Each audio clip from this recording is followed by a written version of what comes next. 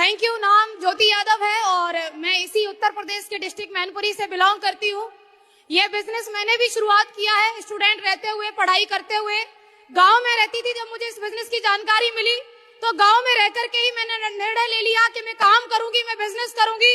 क्योंकि आज जब मेरे जरिए किसी लोगों के पास मुझे बिजनेस जाता है तो लोग ये बोलते तुम तो गाँव में नहीं रहती होंगी इसलिए तुमने काम कर लिया होगा, तुम्हारे तो माँ बाप ज्यादा पढ़े लिखे, ज्यादा अमीर होंगे इसलिए तुमने काम कर लिया होगा, अरे तुम्हारे घर में तो बिजनेस पहले से होता होगा इसलिए तुमने बिजनेस कर लिया होगा। इनमें से एक भी बात मैं कहूंगी सही नहीं है।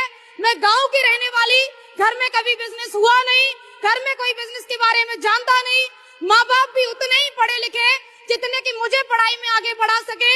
और मैंने निर्णय लिया कि मैं करूंगी एसलीपीएस वेलनेस। क्यों? क्योंकि घर में कोई एक तो पैदा होता है तो पिछली 7 पीढ़ी के अंदर नहीं हुआ, वो ये करके दिखाने का दम रखता है। और वो जरूरी नहीं कि घर का बेटा हो या घर का बड़ा हो, वो घर का छोटा भी हो सकता है और वो ज्योति यादव बेटी भी हो सकती है। जरूरी नहीं कि वो बेटा हो। निर्णय लिया मैंने कि अभी तक जो चला तो चला, अगर आज बिजनेस में ये लोग कह रहे हैं कि यहाँ पर काम करके गाड़ी घोड़ा बंदूक वगैरह सब आता है तो वो मैं लूंगी। निर्णय लिया मैंने इस बात के लिए कि अगर ये लोग कह रहे हैं कि आयुर्वेद इतना पावरफुल है कि लोगों की बीमारियों को जड़ से खत्म करता है तो मैं लूंगी मेरी मम्मी का इलाज और मेरी मम्मी को मैं ठीक करूंगी। और धन्यवाद एसलीपीएस वेलनेस का भी, धन्यवाद रिजल्ट ओरिएंटेड प्रोडक्ट का भी, क्योंकि आज अगर मेरी माताजी ठीक है तो मैं यहाँ पर खड़े होकर कह पा रही हूँ।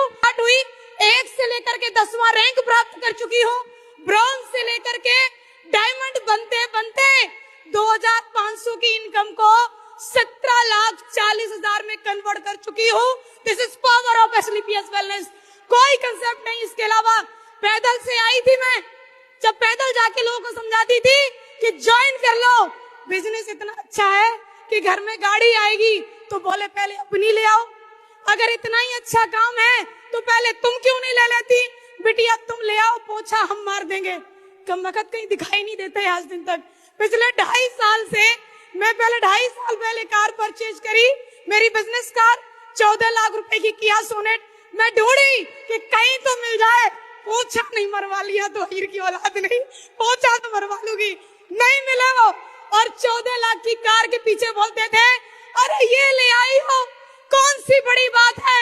तो रिकॉर्ड भी हमने बनाया और रिकॉर्ड भी हमने तोड़ा। तहसील की पहली लड़की बनी थी जिसके पास खुद की कमाई की कार थी और जिले की पहली बेटी बनी हूँ जिसके पास 60 लाख की ऑडियो 4 है। Thank you so much.